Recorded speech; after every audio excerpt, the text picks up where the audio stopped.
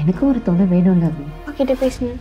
ஒருவேளை நீங்க கெல்வின் பத்தி பேச வந்திருந்தீங்கன்னா நான் அதை பத்தி பேசுறதுக்கு தயாரா இல்லை. அன்னைக்கு கெல்வின் உங்க கூட இல்லாம போனதுக்கான காரணம் அது கெல்வின் அடிச்சிட்டானா?